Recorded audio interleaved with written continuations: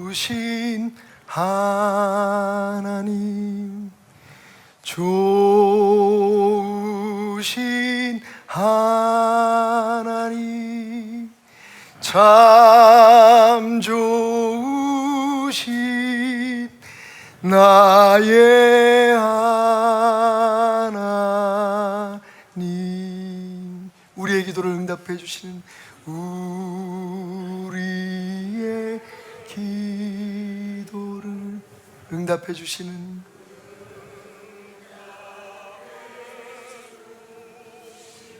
참 좋으신 나의 하나님.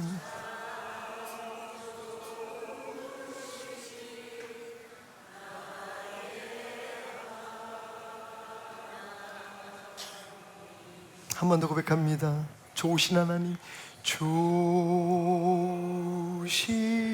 하나님. 우리의 예배를 받으시고 우리의 간절한 기도에 응답하신 하나님, 참 좋으신 나의 하나님.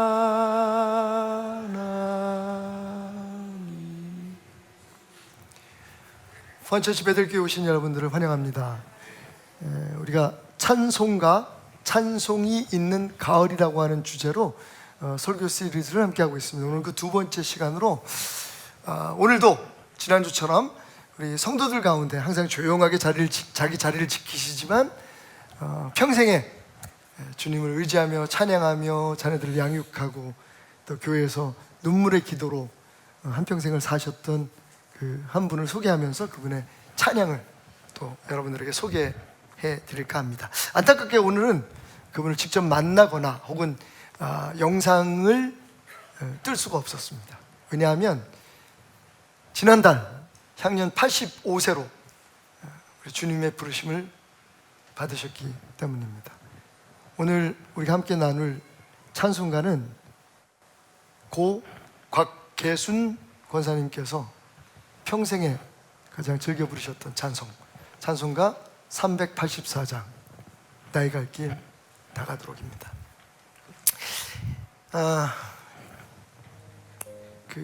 많은 성도님들이 이런 분이 우리 교회에 있었어? 혹은 그분이 하늘나라 가셨다는 걸 잘 모르실 수도 있어요. 그죠? 교회 와서 예배드리고 가고. 그게 뭐 잘못이라기보다는 우리의 삶이 그런 것 같습니다. 교회 생활을 함께 하면서도 우리 교회가 큰 교회는 아니지만 그래도 어느 정도 규모가 있다가 보니까 같이 인사하는 사람, 항상 보게 되는 사람, 특별히 저처럼 항상 이렇게 앞에 나와 있는 사람, 뭐 이런 사람들은 자주 보게 되지만 정말 교회가 교회되기 위해서 그리고 일평생을 자기 가정과 자녀들을 위해서 눈물로 기도했던 그 어머니들, 그런 분들의 흔적은 사실 그렇게 많은 사람들에게 주목받지 못합니다. 근데 곽계순 권사님은 85년 사시면서 베들교회에서 신앙생활을 물론 열심히 하셨지만 한 가지 특별한 점이 있으셨습니다. 장례식 끝나고 난 후에 그 자녀들이 저를 찾아와 가지고 인사를 하면서 이 5권의 노트를 저에게 보여주시는 거예요. 자녀들도 몰랐대요. 나중에 어머니가 돌아가시고 난 후에 그 유품들을 이렇게 정리하다가 보니까 거기 이렇게 5권의 그것도 각자 다른 그 노트가 아마 그때그때 생기는 대로 이렇게 거기에 기록을 하신 것 같은데, 이 노트가 뭐냐면 그 신앙 일기장입니다. 굉장히 간결하면서도 담백하게 그날 있었던 일들을 적었어요. 한 가지 하나 읽어보면 이런 겁니다. 2010년 1월 2일 날 아침에 적으신 거예요. 일기를 씁니다. 참고로 이 맞춤법이 하나도 맞질 않아서 제가 읽기가 어렵지만 이건 다 뭐 우리 어르신들 일반적인 거니까, 그래서 더 저는 뭉클해가지고 5권을 그냥 다 한 자리에서 읽었어요. 일기를 씁니다. 올해는 모든 일을 하나님께 맡기기로 결심하였습니다. 주여 날 도우소서. 나의 소원은 하나님께 기도하며 하루하루를 사는 겁니다. 올해는 나의 기도를 들어주세요. 그리고 이제 약간 프라이빗한 일기들이 나오는데 자녀들 이름을 쫙쫙 적으면서 누구에게는 배필을 주시고 누구에게는 공부 잘하게 해주시고, 그런데 마지막에 그 자녀들을 위한 글을 쓰시면서 이렇게 쓰셨어요. 모두가 다 믿음 생활 잘하게 해주세요. 그리고 그 우리 권사님의 시그니처입니다. 항상 모든 이 짧은 글들을 마무리 지시면서 이렇게 빽빽하게 쓰였는데, 이게 뭐 열흘치, 닷새치 그런 일기예요. 이렇게 짧게 쓰였는데 맨 마지막에 항상 뭐라고 쓰였냐면요, 조신 하나님 감사합니다. 조신 하나님이 뭘까요? 여러분 눈치채셨죠? 근데 저는 처음에 좀 당황했어요. 하나님이 조신하시다는 말인가? 하나님 조신하시다는 말을 안 쓰는데, 알고 보니까 참 조신 하나님을 조신 하나님이라고. 굉장히 우리 베들교 관사님 맞아, 일찍 가셨어. 요즘 젊은 애들 짧게 말 줄이는 거 좋아하잖아요. 좋으신 하나님을 조신 하나님이라고 쓰셔가지고, 여기가 참. 근데 어떤 곳에는 또 그림도 그리셨어요. 그림도 얼마나 예쁘게 그리시는지.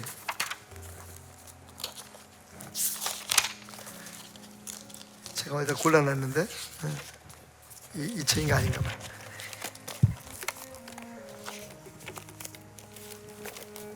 그림을 그리셨는데 저 앞에 그림 보이시죠?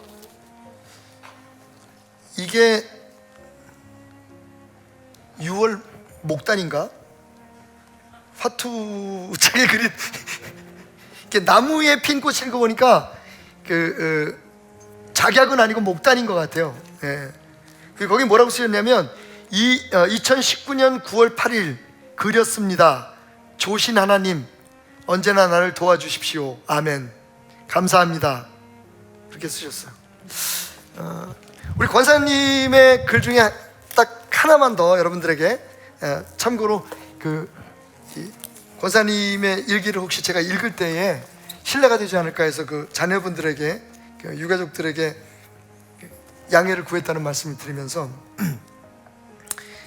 이 글은 짧지만 되게 가슴이 메어졌어요. 담임 목사 입장에서 성도들을 생각하면서 마음이 많이 짠했던 글인데요. 2016년 4월 20일 날입니다. 21일 날. 여러분에겐 그날 무슨 일이 있었는지요? 6개월간 달방을 보러 다녔다. 달방이라는 건 월세방을 얘기하시는 것 같아요. 8월 10일 집을 샀다. 갑자기 월세방을 찾으러 다니시다가 집을 사시게 되셨나 봐요. 8월 30일 이사했다. 그날 비가 많이 왔다. 그래서 아들, 딸 많이 고생했다. 내 생전에 좋은 추억의 집이다. 시골서 와서 학고방집 짓고 10년 살다가 그 후 9번 이사하고 10번째 집을 장만한다. 이제는 나의 보금자리 행복한 집이 생겼다. 이곳에서 하나님 사랑하며 기도하면서 교회 잘 다니면서 살아야겠다. 조신 하나님 참 감사합니다. 그리고 그 밑에 이렇게 적어놨어요. 담임 목사 선물. 내가 그때 무슨 선물을 받았나? 가만히 생각해 보니까 우리 권사님이 가끔 이렇게 흰 봉투에다가 밥 사 먹으라고 가끔 이렇게 건네주신 때가 있었어요. 아마 그날이었던 것 같아요. 근데 기가 막힌 건 그 밑에 액수를 적어 놓으셨습니다. 다 걸려 이거. 아마 신아무개 집사, 이게 이름이 적혀있는데 제가 이제 아는 신아무개 권사 3만 원, 김아무개 집사 5만 원, 백아무개 권사 2만 원, 윤아무개 목사 어머니 얼마. 여기 그 축하금, 조의금 한 것도 다 이렇게 적어 놓으셨어요. 참고로 우리 집은 송산이 때 10만 원 하셨네요. 근데 여러분, 이번에 다른 글들을 읽어보면 이런 글들이 나와요. 여기 있네.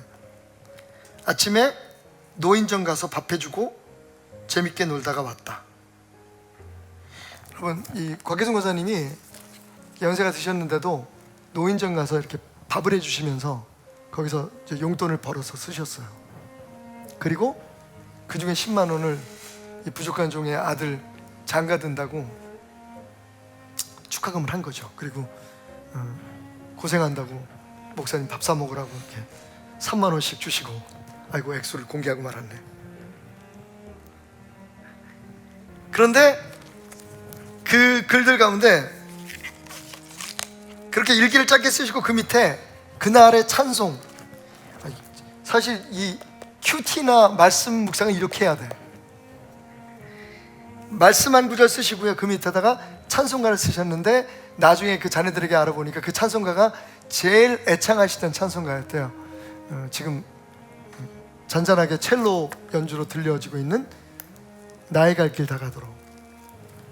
이 찬송을 평생 부르시다가 영영 부를 나의 찬송 부르시면서 우리 권사님은 하늘나라로 가셨습니다.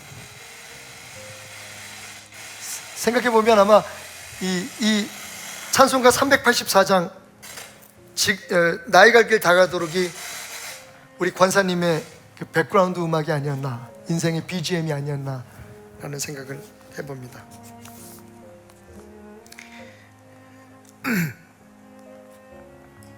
(1875년에) 우리가 잘 아는 태어난 지 6개월 만에 의사의 실수로 두 눈을 잃고 평생 장애인으로 살면서 찬송 가사만 1만 편 이상을 작사하신 패니 크로스비 여사가 자기가 새로 쓴 찬송곡들을 모아서 이제 출판을 하기 위해 출판사의 그 편집장을 만나야 되는데 거기까지 가는 버스비 $5가 5불이 없었던 거예요. 그래서 그날 그 자신을 도와주는 그 친구와 함께 무릎을 꿇고 기도를 합니다. 하나님, 5불만 주세요.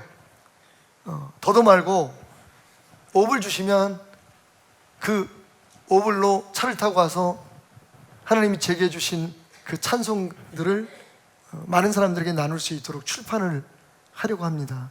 하나님 도와주세요. 그리고 기도를 하고 있는데 갑자기 초인종이 울렸습니다. 나가보니까 어떤 신사가 서 있는 거예요. 한 번도 보지 못한 분이. 근데 이미 그분은 두 눈에 눈물이 고여 있었답니다. 옆에 서 있었던 친구가 이제 나중에 얘기를 해줬는데, 그러면서 이렇게 얘기하는 거예요. 당신이 아니었으면 저는 죽은 사람이었습니다. 어느 날 제가 사업이 망해서 다 죽어가고 있을 때 스스로 이제는 더 이상 갈 곳이 없구나, 목숨을 끊으려고 하는 순간에 당신이 작사했던 찬송가가 생각나서 그 찬송을 부르면서 저는 다시 새로운 삶을 살기로 결심하게 되었죠. 너무 감사합니다. 뜻밖의 그런 간증과 함께 자기가 누군지도 알리지 않은 채 손님이 찾아온 거예요. 파니 크로스비가 눈이 보이지 않지만 항상 사람들을 만날 때마다 하는 특별한 인사가 있었습니다. God bless your dear soul. 당신의 귀한 영혼을 하나님이 축복하시기를. 이게 그분의 일종의 트레이드 마크였었던 거죠. 시그니처였던 거죠. 당신의 영혼에, 형제님, 당신의 영혼에 하나님의 축복이 함께 하시기를. 인사를 하면서 악수를 하려고 손을 내밀었더니 갑자기 이 신사가 손에다가 뭔가를 탁 쥐어주고는 말없이 떠나가는 거예요. 당황을 했지만 손에 쥐어있는 게 뭐냐고 옆에 서 있던 친구에게 물었습니다. 이게 뭐야? 그랬더니 친구가 말하는 겁니다. $5야. 하나님이 응답하셨네? 라고 말이죠. 그 순간 온몸에 전율이 흘렀습니다. 그리고는 이런 고백이 터져나왔죠. 나의 갈 길 다 가도록 예수 인도하시니. 그래서 바로 그 자리에 가서 책상에 앉아서 찬송시를 적어 내려가기 시작했는데 그 찬송이 바로 오늘 우리가 부르는 나의 갈 길 다 가도록이라는 찬송이 된 것입니다.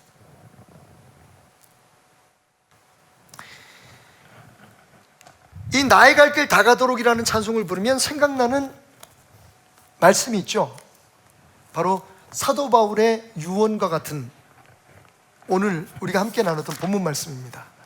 디모데 후서 4장 6절에서 사도 바울은 이렇게 얘기합니다. 전제와 같이 내가 벌써 부어지고 나의 떠날 시각이 가까웠도다. 전제는 제사의 한 방식인데요, 영어로는 drink offering이라고 부릅니다. drink offering이라는, 그러니까 마시는 물 혹은 포도주, 기름, 이런 것들을 하나님 앞에 바친 그 제물 위에 마지막으로, 제사가 끝날 때 마지막으로 이제 모든 것을, 나의 모든 것을 드립니다라고 하는 의미로 그 제물 위에 부어서 드리는 그 오퍼링을 전제 혹은 관제라고 부르는데, 지금 사도 바울이 자기의 삶이 그렇게 전제처럼 부어졌다고 이야기합니다. 그러면서 나의 떠날 시각이 가까웠도다. 사도 바울은 그가 하나님이 주신 사명을 감당하다가 로마에서 순교할 것을 알고 있었죠. 내 삶의 마지막 피 한 방울, 내 삶의 마지막 1분 1초까지도 하나님께 드리는 시간, 나의 경주를 끝낼 시간이 이제 가까이 왔구나. 사랑하는 믿음의 아들 디모데에게 그런 유서와 같은 글을 남기고 있습니다. 그러면서 이렇게 얘기하죠. 나는 선한 싸움을 싸우고 나의 달려갈 길을 마치고 믿음을 지켰노라. 자, 여러분, 사도 바울은 자신의 인생을, 자기가 살아왔던 삶을 이 세 개의 동사로 정리하고 있습니다. 세 개의 단어로 자기의 삶을 정리해주고 있죠. 첫 번째는 나는 싸웠다. 두 번째는 그리고 마쳤다. 그리고 세 번째로는 지켰다. 이게 사도 바울의 삶이었습니다. 나의 갈 길 다가도록 예수가 인도하셨는데, 그 예수의 인도하심 속에서 나는 싸웠고, 나는 마쳤고, 그리고 지켰다. 그러면서 사도 바울이 8절에서 이런 말을 숨기지 않습니다. 이제 후로는 나를 위하여 의의 면류관이 예비되었으므로 주 곧 의로우신 재판장이 그날에 내게 주실 것이며, 내게만 아니라 주의 나타나심을 사모하는 모든 자에게 도니라. 무슨 말이라고 하면, 내가 이렇게 살아온 결과로 나는 지금 나에게 의의 면류관을 내려주실, 상을 주실 주님을 기대한다. 그러면서 알고 있니? 디모데에게, 듣는 우리에게 알고 계십니까? 그 상은 나뿐만 아니라 인생을 나처럼 살아온 사람들, 그렇게 사는 사람들을 위해서 또한 하나님께서, 우리 주님께서 주실 선물이기도 합니다. 다른 말로 얘기하면 내가 살았던 것처럼 여러분도 사십시오. 디모데야, 너도 그렇게 살아다오 라고 지금 부탁하고 있다는 거죠. 자, 그렇다면 우리도 바울처럼 그렇게 한번 살아야 되지 않겠습니까? 그게 믿음의 권면이고 승리자의 조언이라면 말이죠. 오늘 말씀과 그리고 파니 크로스비의 나의 갈 길 다가도록이라는 이 찬송가의 가사를 통해서 한번 어떻게 살아야 할지, 그리고 그렇게 살 때 우리에겐 어떤 은혜가 있는지를 한번 생각해 보도록 하겠습니다. 첫 번째로, 우리도 바울처럼 선한 싸움을 싸웁시다. 선한 싸움을 싸우자. 오늘 바울이 말합니다. 나는 선한 싸움을 싸웠다. 여러분, 우리가 보통 인생을 전쟁이라고 얘기합니다.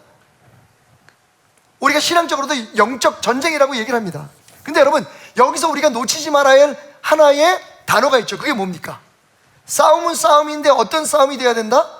선한 싸움이 되어야 됩니다.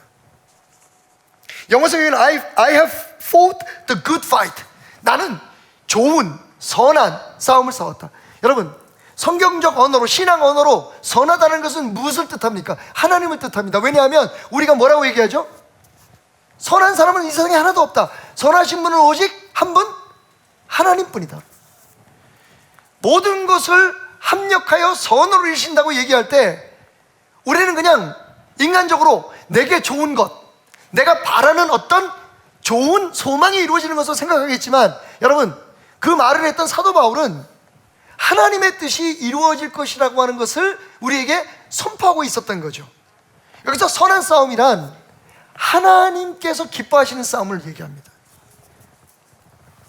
항상 제가 이번 금요일 날도 올 포 원 녹화하면서 광주 베델교회 장로교 신학대학의 이사장 하셨던 목사님하고, 그리고 김병년 목사님이라는 분하고 저하고 이제 셋이 겸손이라는 주제를 가지고 이야기를 했는데요. 얘기를 하면서 제가 그런 얘기를 했어요. 우리가 성경의 말씀을 신앙적 언어로 이해하는 지혜가 필요하다. 우리의 혼란이 뭐냐면요, 세상적인 개념과 신앙적인 개념을 혼동하고 있다는 거예요.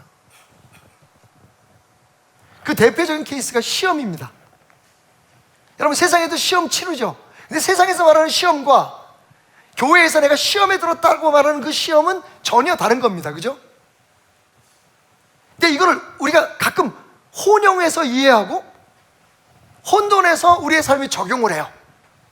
그러다 보니 어떤 문제가 생기느냐, 성경에 나오는 가르침이나 성경에 나오는 그 덕목들이 세상에서, 사회에서 윤리적이고 도덕적으로 사람들에게 좋게 보이는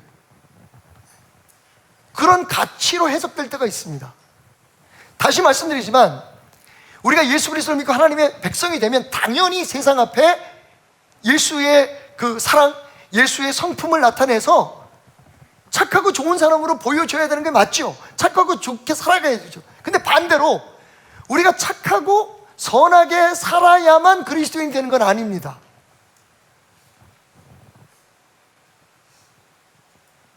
그래서 성경 말씀을 가지고 정치인들도 혹은 사회에서 뭐 자기 개발에 대해서 세미나 하는 분들도 많이 활용을 해요. 근데 그게 전혀 다른 말이라는 걸 몰라요. 여러분, 사도 바울이 지금 싸우고 있다. 이 싸운다는 개념은 원어로 아고니조마입니다. 아고니조마이라는 말은 뭐냐 하면, 어떤 운동선수가, 특히 레슬링이라든지 혹은 단거리 경주 선수가 승리하기 위해서 온몸의 모든 고통과 아픔들, 이런 것들을 이겨내고 절제하면서 견뎌내는 것을 뜻합니다. 그래서 아고니조마이 하면 여러분 그 생각나는 영어 단어가 하나 있으실 거예요. 영어 보면 애건이라는 말이 있습니다. 애건이라는 말이 고통이라는 말이 있는데 바로 이게 아고니조마이라고 하는, 그러니까 이 싸움은 전투를 얘기하는 게 아니라 운동선수들의 경기를 뜻하는 것으로 이해하시는 것이 좋습니다. 운동선수들이 경기를 하기 위해서 자기가 그 금메달, 월경관, 그 당시에 월경관을 따기 위해서는 어떻게 했나요? 사도 바울은 고린도 교회에 편지를 쓰면서 그것을 이야기하고 있어요. 뭐라고 얘기하냐면, 나는 승리하기 위해서 허공을 치지 않는다. 내가 승리하기 위해서 그 달려가는 그 트랙의 밖으로 벗어나지 않는다. 사도 바울은 운동 경주에 우리의 신앙생활을 종종 비유하곤 했습니다. 그러면서 뭐라고 했냐면, 나는 내가 많은 사람들을 구원하고 내 자신이 버림받을까봐 두려워서 나는 내 스스로를 때린다라고 얘기합니다. 허공을 치지 않고 내가 내 자신은, 그러니까 여러분, 사도 바울의 그 거룩하고 선한 싸움의 대상은 세상이 아니었던 겁니다. 우리가 기도할 때 그런 기도 많이 하잖아요, 그죠? 하나님, 누가 저를 모함합니다. 누가 나를 오해하고 있습니다. 저 북한의 김정은이가 우리에게 호심탐탐 노리고 있으면 하나님 저 나쁜 사람들을, 저 원수들을 싹 없애주시고. 물론 성경에도 보면 그런 토설하는 기도들이 나와요, 그죠? 시편 같은 경우에. 하지만 여러분, 성경을 읽어보면 하나님께 이 세상을 변화시키고 하나님의 나라를 세워가시는 원리가 뭐냐면, 세상을 변화시키셔서 나를 축복하시는 게 아니라 나를 변화시켜서 세상을 축복하시는 것이라는 거죠. 여러분, 우리가 이 말씀을 읽을 때 나는 선한 싸움을 싸웠다, 그러니까 와 치열하게 타락하고 또 무너진 세상의 여러 가지 질서에 대해서 사도가 이렇게 싸웠구나, 잘못된 것을 막 바로 잡아주고 공의로운 싸움을 싸웠구나 생각하시겠지만, 여러분, 내가 선한 싸움을 싸웠다, 그 다음에 나오는 말들을 보면 그 싸움이 뭔지 알 수 있죠. 뭐라고 얘기합니까? 내가 그러면서 믿음을 지켰다고 마지막에 얘기하잖아요. 그러니까 이 싸움은 믿음의 싸움이었던 거예요. 선한 싸움, 하나님을 우리 삶 속에 이루어드리기 위한 싸움이었던 거죠. 하나님의 역사를 이루기 위한 싸움이었던 거죠. 여러분, 우리가 아무리 세상에서 잘 싸우고 또 노력하고 애써서 무엇인가를 성취했다고 해도 자기 자신과의 싸움에서 실패하면, 요즘 우리 그거 많이 보고 있잖아요.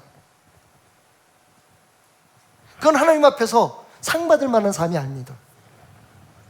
과거에 펜싱 국가대표 선수였던 한국의 그 영웅의 지금 삶을 보십시오.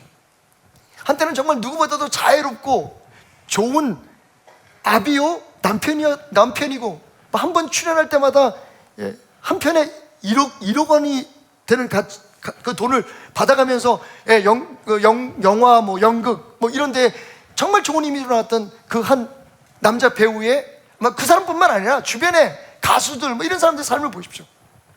그들이 얼마나 치열하게 싸우는지 아세요, 여러분? 우리 교회도 지금 서주의 자매라고 연극하는 자매가 한 분 오시는데, 연극 배우로서 성공하기 위해서 여러분, 그 길은 진짜 험난합니다. 상상할 수 없어요. 매일 포스 들고 다니면서 동네마다 그걸 붙여야 되고, 사람들을 모아야 되고, 표 팔아야 되고. 여기 연극하시는 분이 있어서 제가 이런 얘기를. 근데 제가 가슴이 진짜 짠했던 고백이 있어요. 우리 집사님하고 이제 연극에 대해서 잠깐 얘기를 하는데, 집사님이 그래요. 목사님, 그 연극하는 분들은 그 연극이 하나님입니다. 그게 종교인 거예요. 뭐 비단 연극뿐이겠습니까, 여러분? 우리 삶에 모든 게 있잖아요. 지금 그 사업을 하시는 분들 그렇고 이런 거 보면 이것저것 다 눈에 보이지도 않아요. 어쨌든 이거 성공을 해야 되는 거야. 지금도 올라오면서 얼마 전에 제가 한 사업체에 우리 성도님 집사님이 일하고 계신 사업체에 방문해서 예배를 드렸는데, 그때 저한테 뭐 병원에 큰 납품할 일이 있었는데 그게 잘 되면 참 좋겠습니다, 목사님 기도해 주십시오 부탁을 했어요. 근데 오늘 올라오는데 반갑게 저를 붙들더니, 목사님 그거 됐습니다. 얼마나 행복하고 기뻐요, 그죠? 근데 생각해 보세요, 여러분. 저보다 여러분이 더 잘할 거예요. 그것을 성취하기 위해서, 그것을 따내기 위해서 이 집사님이 얼마나 노심초사 애쓰고 고생하고 얼마나 많은 사람을 만나고 그 일들을 진행했을까. 와우, 전쟁이죠, 말 그대로. 근데 여러분, 그렇게 싸우고 나서 나름대로 세상적으로 성공했다, 승리했다라고 외치는 순간 여러분, 나락으로 떨어집니다. 아니, 그렇지 않을지라도 하나님이 보시기에 그 사람의 삶이 상받을 삶이 아닌 거죠. 그런데 우리는 교회에 나와서 그 싸움에 이기게 해달라고 기도를 하는 거예요. 안타깝게도 요즘 뭐 대기업 회장하고 아마 이혼이 성립되는지 모르겠어요.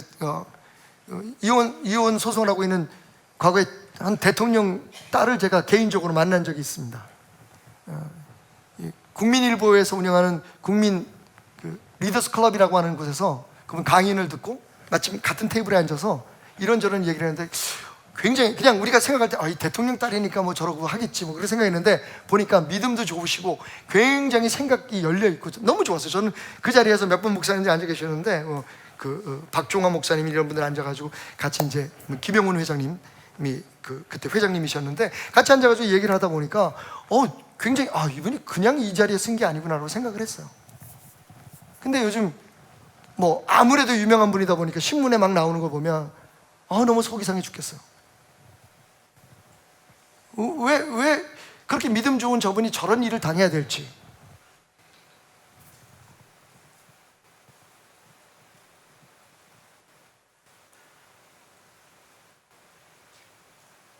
그 이혼 소송에 승리하게 해달라고 기도하고 그 싸움에 이기는 게 사도 바울이 말한 것처럼 나는 선한 싸움을 싸웠다라고 하는 고백의 결과일까요? 이것도 재밌어요. 선한 싸움을 싸워서 이겼다고 얘기하지 않아요. 맞췄다고 얘기를 해요. 왜냐하면 이기고 지는 것은 의로우신 재판장이신 그분의 판결에 있기 때문이죠. 그냥 사도 바울은 싸웠던 거예요. 어떤 싸움을요? 나를 통해 이루고자 하는 하나님의 역사를 이루는 싸움.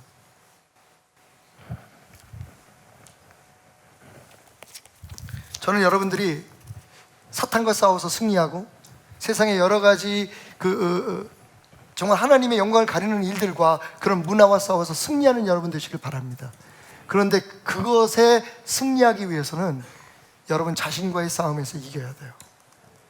아마 언젠가 여러분에게 들려드렸을지도 모르는 이 이야기가 여러분에게 도움이 될 것 같습니다. 니코스 카잔차키스라고 하는 작가가 있죠. 그리스도의 마지막 유혹이라는, 최후의 유혹이라고 하는 책을 쓴 유대인 조르바라고 하는 책을 썼게 되거든요. 카잔차키스가 그 작품의 영감을 얻기 위해서 유럽에 있는 여러 수도원들을 방문하게 되었습니다. 근데 한 수도원에 방문했는데 그 수도원 원장이 너무 삶이 힘들어 보이는 거예요. 너무 지쳐 보이는 거예요. 그래서 이 카잔차키스가 물어봅니다. 왜 그렇게 힘이 들어 보이십니까? 그랬더니 그 수도원 원장이 말하기를 저는 지금 치열한 싸움을 하고 있는 중입니다라고 얘기를 하는 거예요. 그래서 다시 물었습니다. 아직도 사탄과의 싸움이 끝이 안 나셨군요. 그랬더니 이 수도사가 얘기합니다. 아니요, 사탄과의 전쟁은 오래전에 끝났습니다. 그러면 도대체 무슨 싸움을 지금 벌이고 계시는 겁니까? 그러자 말했습니다. 저는 지금 하나님과 싸우고 있습니다. 이게 수도사가, 그것도 수도원 원장이 이런 얘기를 하니까 너무 이상하잖아요. 아니 그게 무슨 말입니까 수도사님? 그랬더니 한숨을 푹 내쉬면서 뭐라고 얘기하는지 아십니까? 나는 지금 하나님과 싸워서 지는 싸움을 싸우고 있습니다. 하나님에게 지기 위해서 싸움을 싸우고 있는데 하나님에게 진다는 게 이렇게 어려운 일인 줄 몰랐습니다. 여러분, 우리는 한 번도 생각해 보지 않은 싸움일 수도 있어요. 우리는 사탄하고 싸우고 악한 세상하고 싸우고, 뒤틀어진 정의와 싸우고 큰 소리를 막 내는데 사실은 그 싸우면서 우리가 지고 있다는 걸 몰라요. 싸우는 방법이 있잖아요. 그리스도인이 싸우는 방법이 있잖아요. 그 싸움을 이기는 방법이 있잖아요. 그것을 터득하고 그대로 싸우는 것은 하나님의 뜻 앞에 나를 굴복시키는 거거든요. 내 생각대로 내 방법대로 싸우는 것이라면 도대체 세상과 교회가 다를 바가 뭐가 있습니까? 사도 바울을 보세요, 여러분. 아무리 봐도 처음 시작은 얼마나 까다롭고 무서운 사람입니까? 자기가 생각하고 있는 그 신념을 위해서, 자기의 믿음을 위해서 예수 믿는 사람들을 잡아다가 일부러 쫓아가 다니면서 그 사람들을 색출해가지고 잡아서 죽였던 사람이에요. 근데 나중에 여러분 사도 바울의 가르침을 보십시오. 정말 원수까지도 이해하고 사랑하려고 하는 모습들이 보이지 않습니까? 교회 안에서 분쟁이 일어나면 누구 편을 드는 것이 아니라 그 서로의 입장 가운데 다 좋고 예수 그리스도가 어떻게 우리를 위해서 피를 흘리셨는지 그걸 기억하고 해결하라고 말하지 않습니까? 여러분 사도 바울이 거기에 이르기까지 얼마나 치열한 자기와의 싸움을 싸웠을까요? 사도 바울도 우리와 똑같습니다. 아니 우리보다도 더 무서웠을지도 몰라요. 내가 생각하는 게 옳고 내가 하는 대로 돼야 되고 내가 바라는 건 이루어져야 되고. 여러분 근데 사도 바울은 처음에는 그 싸움을 위해서 사람을 죽이기도 하고 사람을 팔기도 하고. 근데 여러분 지금 사도 바울은요 자기가 죽어요. 나를 죽여요. 우리의 평생에 그런 싸움이 있어야 합니다. 근데 여러분 알고 계세요? 눈이 보이지 않는 상태에서 그 어려운 고난을 결혼해서 첫 아이를 낳는데 아이를 낳기 전에 유산이 되고 말아요. 그리고 정말 눈이 보이지 않는 시각장애인에서는 꼭 필요한 옆에서 동반자가 되어줄 남편이 죽습니다. 여러분, 우리가 일반적으로 생각하면 이런 일은 없어야 되는 거예요. 말도 안 되는 일을 겪은 사람이 그렇게 주님을 위해서 일을 하는데 하나님께서 어떻게 그렇게 하지? 근데 여러분, 파니 크로스비는 그 모든 시험과 역경에 주저하지 않으려고 자기와 싸웠다고 얘기합니다. 그리고 그 싸움은 나 혼자만의 싸움이 아니라 뭐라고요? 나의 갈 길 다가도록 예수 인도하시니의 싸움이었어요. 그러면서 이렇게 고백하죠. 내 주 안에 있는 궁일을 어찌 의심하리요? 믿음으로 사는 자는 하늘 위로 받겠네. 무슨 일을 만나든지 만사형통하리라. 여러분, 이 찬송은 내가 예수가 인도하시니까 예수님만 따라가다 보면 만사형통, 내가 원하는 대로 다 될 거야, 내가 원하는 대로 다 이루어질 거야 라는 고백이 아닙니다. 약간 번역에 오류가 있는데, 원래 원문을 보면 예수님께서 예수의 뜻대로 이루어 주실 것이라는 거예요. 그러니까 만약 여기에 만사형통을 우리가 바로 이해한다면 그건 하나님의 뜻이 우리 안에 이루어지는 겁니다. 그게 만사형통인 거예요. 우리가 원하는 게 우리가 바라는 대로 이루어지는 게 만사형통이 아니라 하나님의 뜻이 우리의 삶에 이루어지는 것. 그런데 그렇게 하기 위해서 믿음의 싸움을 싸우면 어떻게 한다고요? 하늘에 위로가 있을 거라는 겁니다. 하나님은 사도 바울처럼, 페니 크로스비처럼, 그리고 여러분처럼 정말 하나님의 뜻을 이루기 위해서 내 뜻이 아니라 나를 죽이고 하나님이 살아나게 하기 위해서, 나는 죽고 예수가 살아나게 하기 위해서 싸우는 싸움을 싸우는 여러분들을 그냥 두지 않으십니다. 하늘 위로 받겠네. 할렐루야. 하나님께서 우리를 응원하십니다. 히브리서에 보면 아주 장엄한 말씀이 있죠. 이러므로 우리에게 구름같이 둘러싼 허다한 증인들이 있으니 모든 무거운 것과 얽매기 쉬운 죄를 벗어버리고 인내로서 우리 앞에 당한 경주를 하며 믿음의 주여 또 온전하게 하시는 이인 예수를 바라보자. 여러분, 얼마나 놀랍습니까? 우리가 지금 우리만 뛰어가는 게 아니에요. 우리만 싸우고 있는 게 아닙니다. 지금 싸우고 있는 우리 눈에는 보이지 않지만 구름같이 둘러싼 허다한 증인들, 우리를 응원하고 계시는 분들이 계신다는 거예요. 이 베델교회를 60년 전에 도남동 산비탈에 세우셨던 그분들, 설립자 목사님을 비롯해서 함께 동역했던 그 많은 주의 종들, 그리고 함께 눈물로 기도했던 그 많은 성도들, 오늘 곽계순 권사님처럼 우리의 어머니들, 우리의 할머니, 할아버지들, 여러분, 그분들이 지금 우리 눈엔 보이지 않지만 지금 이 싸움을 싸우고 있는 우리를 위해서 응원하고 계십니다. 그것이 하늘로부터 임하는 위로인 줄 믿으시기 바랍니다. 그 위로, 그 응원함으로 말미암아 우리가 이 싸움에서 승리할 수 있다고 오늘 페니 크로스비는 고백하고 있습니다. 이기려고 싸우지 마시고 지는 싸움을 하세요. 왜냐하면 지는 것이 이기는 것이기 때문입니다. 세상 앞에 질 필요 없어요. 여러분, 세상에게는 이기십시오. 하지만 적어도 여러분이 하나님의 사람이 되기로 결심했다면 예수 그리스도의 십자가의 보혈의 능력으로 말미암아 하나님의 자녀가 된 것이 분명하다면, 그래서 하나님 뜻대로 살기를 원한다면 하나님 앞에 지는 싸움을 싸우십시오. 그 싸움이 이른바 선한 싸움입니다. 내 뜻대로 마옵시고 아버지의 뜻대로 이루어지기를 원하나이다.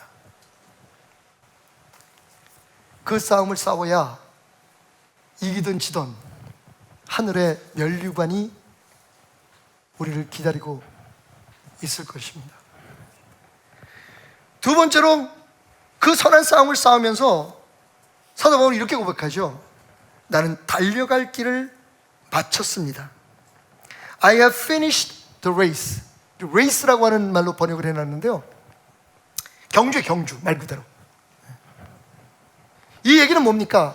내가 달려가고자 했던 목표가 있었다는 거죠.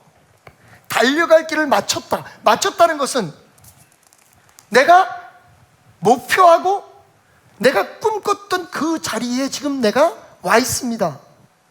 여러분, 재밌는 건 우리 성경에는 모두가 다 과거형 동사로 번역되어 있지만 원래 원어는 제가 여러분들에게 영어로 읽어드린 것처럼 현재 완료형입니다. 그러니까 지속적으로 해왔고 이제 그것이 이루어졌다는 것을 선언하는 거죠.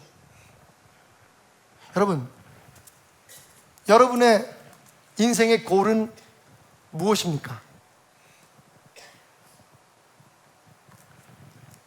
세상에서 잘 되는 거요? 자녀들에게 엄청난 유산을 물려주는 거요?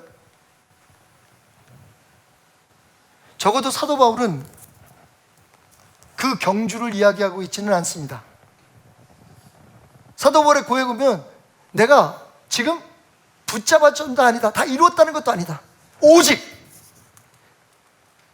나를 부르신 그분에게 붙들림을 받기 위해서 내가 달려간다. 여러분, 무엇을 하느냐 중요하지 않아요.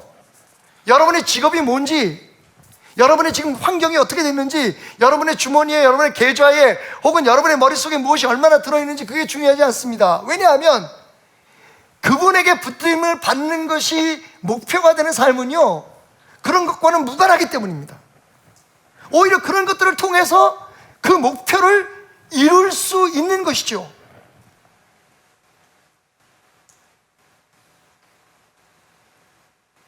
사도 바울은 그 목표가 선명했습니다. 그러니까 여러분, 우리는 없는 거 있는 걸로 막 써가지고 문제도 되고 이러잖아요. 요즘 학벌 같은 것들, 이런 것들. 여러분, 사도 바울은요 진짜 있는 학벌을 집어 던진 사람이에요. 사도 바울과 우리의 인생을 직선적으로 연결해 본다면 우리는요 사도 바울의 쓰레기통을 지금 뒤져먹고 있는 겁니다. 명예 버렸죠? 물질 버렸죠? 그 당시에 내노라 할 스승에게 배웠어요. 지금 말하면 한국에 말하면 서울대학이나 카이스트 같은데, 그런데 최우수 졸업자예요. 근데 여러분, 그 학위를 찢어버렸어요. 우리는 그걸 다 주우러 다니라고 없는 것도 막 찍어서 만들어내가지고 난리 법석을 떨고 욕을 얻어먹고 패가 망신하고. 여러분, 우리의 달리기의 목표가 달라져야 돼요. 우리의 인생에 대한 관점이 달라져야 돼요. 맞습니다, 여러분. 여러분들이 무엇을 하시든지 하나님이 도우십니다. 그런데 왜 도우실까요? 하나님이 어떻게 여러분들을 대하시든, 하나님이 여러분들을 어떻게 축복하시든, 여러분 항상 여러분들의 눈은, 여러분의 삶의 마지막 표적은 예수 그리스도야만 합니다. 이렇게 생각하고 나니까 이 찬양이 그냥 부를 수 있는 곡이 아니더라고요. 하나님의 꿈이 나의 비전이 되고 예수님의 성품이 나의 인격이 되고 성령님의 권능이 나의 능력이 되길 원하고 바라고 기도합니다. 여러분, 정확히 바로 그겁니다.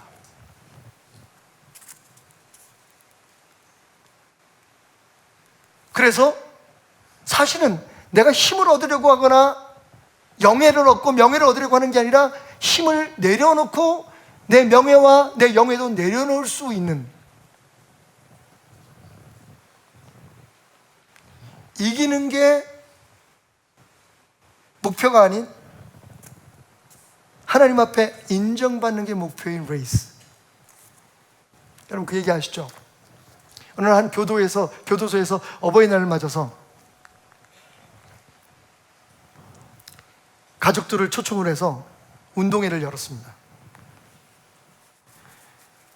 그날 경기 종목 가운데 어머님을 등에 업고 뛰는, 그 교도소에 수감되어 있는 사람들이 어머니를 등에 업고 달려가는 다름질을 하는 게 있었어요.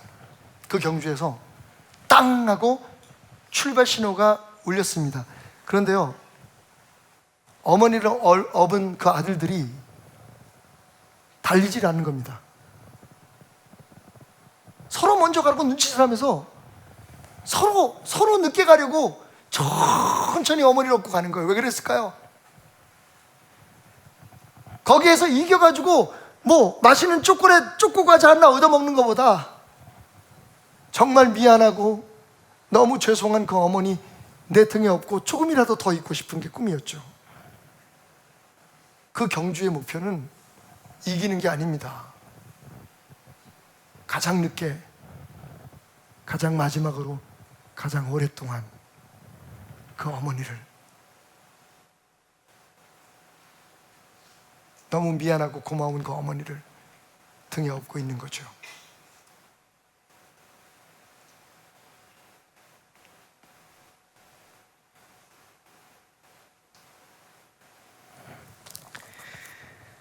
그래서 파니 크로스비는 노래합니다. 나의 갈 길 다가도록 예수 인도하시니 어려운 일 당한 때도 족한 은혜 주시네. 우리가 이렇게 선한 경주, 세상에서 이기려고 하는 경주가 아니라 하나님께 인정받으려고 하는 경주를 마치려고 달려갈 때에 하나님은 우리에게 족한 은혜를 공급해 주신다고 말합니다. 달려가다 보면 지치기도 하고 달려가다 보면 쓰러지기도 할 때 하나님 우리에게 새 힘을 주시겠다고 말합니다. 오직 여호와를 앙망하는 자는 새 힘을 얻으리니 독수리가 날개치며 올라감 같을 것이요 다른 박질하여도 곤비하지 아니하겠고 걸어가도 피곤하지 아니하리로다. 할렐루야. 어려운 일 당한 때도 족한 은혜 주시네. 나의 앞에 반석에서 샘물 나게 하시네. 아멘. 그냥 세상에서 열심히 내 일만 하면서 내가 원하는 걸 이루기를 원하면서 하나님 은혜 주세요, 하나님 채워주세요. 여러분, 파니 크로스비가 이 가사를 쓸 수밖에 없었던 이유가 있죠. 오블입니다. 하나님, 여러분, 그녀는요 돈을 많이 벌 수 있는 사람이었어요. 찬송가 가사를 10,000편이 넘는 걸 작사를 해서 그걸 출판을 했다면 여러분 생활하는 데 문제가 없었어요. 그런데 그녀는 어떻게 살았을까요? 자기의 남편과 함께 시골로 가서 조그만 집을 짓고 그 시골 교회를 섬기면서 어려운 사람들 도와주고 어려운 교회들을 후원하는 삶을 살다 보니까 막상 출판사에 갈 돈 5불이 없었던 거예요. 그걸 하나님 앞에 간구했어요. 근데 하나님은요 참 재밌으시죠? 2번 왔다 갔다 할 거 주면 좋잖아. 근데 딱 5불만 주셔. 딱 5불만 주셔. 우리의 기도가 왜 허망한 줄 아십니까? 왜 허탈한 줄 아십니까?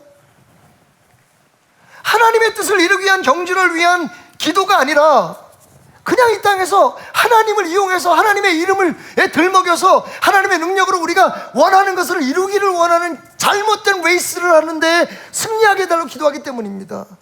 이스라엘이 광야를 헤맬 때 여러분 그들은 부족하고 연약했지만 그들이 가는 방향이 분명했기에 하나님은요 그들에게 반석에서 물이 나오게 하셔서 먹이셨고 하늘에서 만나와 메추라기를 보내서 먹이셨고 할렐루야, 불기둥과 구름기둥으로 인도해 주셨습니다. 중요한 건 우리의 인생의 목표가 어디에 고정되어 있느냐 하는 거죠. 여러분들이 주님께 인정받는 잘했다, 여러분 완벽할 수는 없을지라도 완전할 수 없을지라도 우리 어깨를 추시면서 야 잘했다 내 아들아, 잘했다 내 종아, 그 칭찬이 우리의 목표가 될 수 있다면 족한 은혜로 심지어는 반석에서 샘물이 나는 기적으로 하나님은 우리의 앞길을 인도해 주실 것입니다. 그게 사도 바울의 고백이요 파니 크로스비의 고백인 것입니다. 마지막 세 번째로 사도 바울은 이렇게 고백하죠. 그러면서 나는 믿음을 지켰다. 아멘. 그러면서도 나는 믿음에서 벗어나지 않았다. 그것이 사도 바울이 의의 면류관 하나님의 예수 그리스도의 칭찬을 기대하며 우리에게도 그렇게 살라고 권할 수 있었던 이유인 거죠. 우리가 교회 생활하고 신앙 생활하고 또 주의 종으로서 주님의 일을 한다고 하면서 그 방법이 주의 방법이 아니면 안 되는 거죠. 그건 믿음의 싸움이 아닌 거죠. 주님은요 성취된 결과를 평가하시는 게 아니라 우리가 그것을 위해서 어떻게 살아왔느냐를 평가하시죠. 왜? 주님께 그 결과는 아무 의미가 없어요, 여러분. 하나님이 할 수 없는 게 뭐가 있겠습니까? 하나님이 하시려고 하는데 방해하고 막을 수 있는 게 뭐가 있겠어요? 제가 여러분 30년 길다면 길고 그렇지 않다면 그렇지 않을 수도 있는 목회 여정에서 배운 게 그거예요. 여전히 저도 지금도 우리 교회가 어떻게 회복되고 어떻게 잘 되고 어떻게 좀 미래가 잘 됐으면 그런 소망들과 기대들이 있습니다. 그런데 여러분 처음보다는 그 기도가 많이 약해졌어요. 목표가 약해진 게 아니라 여러분 목표가 달라졌습니다. 지금은요 그건 정말 하나님의 소관이라는 걸 알았어요. 왜냐하면 내가 정말 잘 될 거라고 생각했던 건 다 망했거든. 근데 기대하지도 않았던 것들을 통해서 성도들을 통해서 여기저기 약한 사람들, 심지어는 우리 교회 출석하지도 않는 사람을 통해서 그 일을 이룰 수 있도록 헌금을 보내주시고 응원을 해주시고 사람을 만나게 해주시고 기회를 주시는 하나님을 보면서 여러분 저는 그걸 깨달았어요. 아, 하나님은 결과를 내게 가져오라고 말씀하는 게 아니구나. 네가 달려오는 그 인생과 네가 지금 시도하고 있는 그 모든 일 가운데 내가 너희와 함께하고 있다는 것을 세상 사람들에 보여주기를 원하셨던 거죠. 대표 기도하는 분들에게 이건 제가 먼저 하는 거니까 여러분 제안하는 거니까 그렇게 해주셔도 좋습니다. 앞으로 대표 기도하실 때 오늘 목사님의 설교를 통해서 은혜 받게 해주십시오라는 데서 끝나지 마십시오.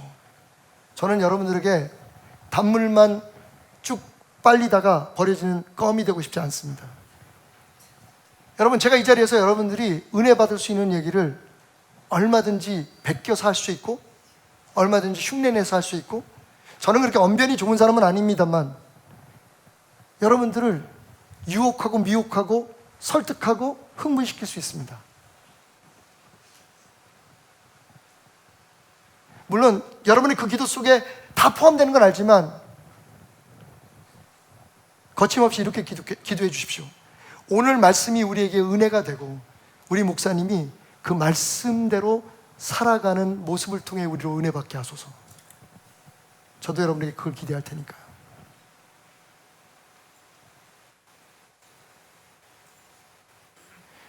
여러분 한 가지 비밀을 말씀드릴까요?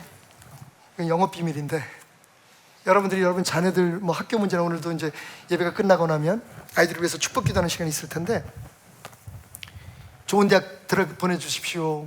사업 문제 가지고 이거 잘 해결하게 해주십시오라고 여러분 기도 가져오죠. 저는 그 이상으로 기도합니다.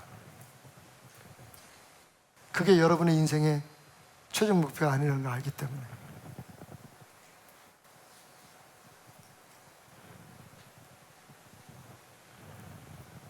여러분 우리가 하나님을 위해서 뭘 하면 얼마나 하겠습니까? 하나님이 원하시는 건 우리 자신이죠. 우리의 삶이죠. 그래서 사도 바울은 말하는 거예요. 내가 하나님의 뜻을 이루는 선한 싸움을 싸웠다. 그리고 그 세운 목표를 내가 최선을 다해서 포기하지 않고 마쳤다. 그리고 생각해보니 그런 나의 싸움은, 나의 경주는 하나님의 뜻 가운데 하나님의 말씀대로 살아내려고 하는 몸부림이었다는 걸 나는 고백할 수밖에 없다. 우리가 흔히 서양 속담을 인용하며 이렇게 얘기하잖아요. 성경을 읽기 위해 촛불을 훔치지 마라. 결과는 하나님에게 있습니다. 만약 그 결과에 얽매인다면 그건 하나님의 일이 아닙니다, 여러분. 그건 여러분들의 일입니다. 하나님을 그냥 도우미로 사용하는 과정입니다. 나의 갈 길 다 가도록. 여러분 그 말에는, 그런 고백에는 어떤 의미가 담겨 있습니까? 여기서 저기로 휙 날아가는 거 아니잖아요. 나의 갈 길 비행기 타고 갑니까? 여기서 말하는 패니 크리스비의 그 고백은요, 앞이 보이지 않는 그 눈으로 한 걸음 한 걸음 주님께서 나를 인정하는 그 자리까지 걸어가는 그 매일의 발걸음. 오늘 박계순 권사님이 나의 갈 길 다 가도록 찬송을 부르면서 매일매일의 삶을 너무 평범하지만 주님 안에서 나는 살아가겠습니다는 고백과 함께 살아갔던 그 삶의 여정, 바로 그것이 나의 갈 길입니다. 생각 같으면 비행기 타고 가면 좋겠죠. 엘리베이터 타고 올라가면 좋을 텐데 주님은 말씀하십니다. 한 걸음 한 걸음 내가 그 길을 인도하리라. 네가 믿음을 지키면 내 큰 사랑으로, 끊을 수 없는 사랑으로 내가 너를 절대로 포기하지 않고 지키리라. 로마서 8장 35절. 누가 우리를 그리스도의 사랑에서 끊으리요? 환난이나 곤고나 박해나 기근이나 적신이나 위험이나 칼이랴. 기록된 바 우리가 종일 주를 위하여 죽임을 당하게 되며 도살당할 양같이 여김을 받았나이다 함과 같으니라. 그러나 이 모든 일에 우리를 사랑하시는 이로 말미암아 우리가 넉넉히 이기느니라. 아멘. 여러분, 우리의 승리의 비결은 우리의 능력이 있지 않습니다. 우리가 넉넉히 이길 수 있는 비결은 끊을 수 없는 그분의 사랑에 있습니다. 그러니까 그분이 우리에게 말씀하시고 우리에게 기대하는 대로 믿음의 경주를 해야 돼요.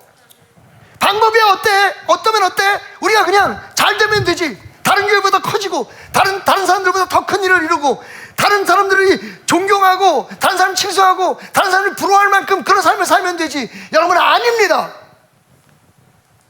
하나님의 사랑 안에서, 하나님의 끊을 수 없는 그 사랑 안에서, 예수 그리스도의 십자가의 은혜 속에서 우리가 살아가게 될 때에 주님께서 우리를 들어 올리시는 겁니다. 여러분, 빌립보서 이 4장에 있는 말씀 기억하십니까? 예수 그리스도를 본받아라. 그는 원래 하나님이지만 스스로를 낮추셔서 사람의 모습이 되었고, 그리고 십자가에 죽기까지 순종하심으로, 그 다음에 뭐예요 여러분? 그렇게 그리스도가 낮아지니 하나님께서 그를 높이셔서 그의 이름을 온 세상 사람들이 구세주라고 외치고 찬양하는 이름을 올려주셨다고.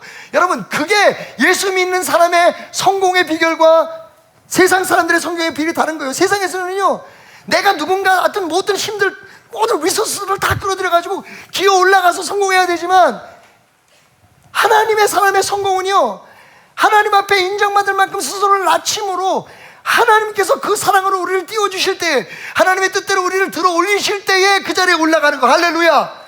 방법이 달라요 여러분. 방법이 달라요. 오늘 사도 바울이 그것을 고백하고 있습니다. 내가 더욱더 믿음으로 살아감으로, 그렇게 살아가지 못하게 만들고 그렇게 하면 안 된다고 나를 꼬드기는 내 자신과 싸워서 그 목표, 예수 그리스도에게 인정받는 그 자리까지 갈 때에 나는 다른 수단과 방법이 아닌 주님의 말씀대로, 주님의 인도하심대로, 주님의 사랑으로 그 길을 가겠습니다. 아멘. 싸우고 마치고 지키는 삶. 크로스비는 그래서 이렇게 고백합니다. 성령 감화 받은 영혼 하늘나라 갈 때에 영영 부를 나의 찬송 예수 인도하셨네. 다른 그 어떤 것도 아닌 예수님이 인도하셨네. 여러분, 우리는 그분을 버릴지라도, 때로 우리는 그분을 모른 척할지라도, 우리를 향한 그분의 사랑은 하늘나라로 향하는 그 방향만 정확히 설정되어 있다면 우리를 돌이키게 하시고 회개케 하시고 승리케 하셔서 우리 입에서 주님이 하셨습니다. 영영 부를 나의 찬송 예수 인도하셨네 라는 고백을 우리 입에서 끊이지 않게 하실 것입니다. 중국 지하교회의 영적 아버지라고 불리는 왕명도라고 하는 목사님이 계셨습니다.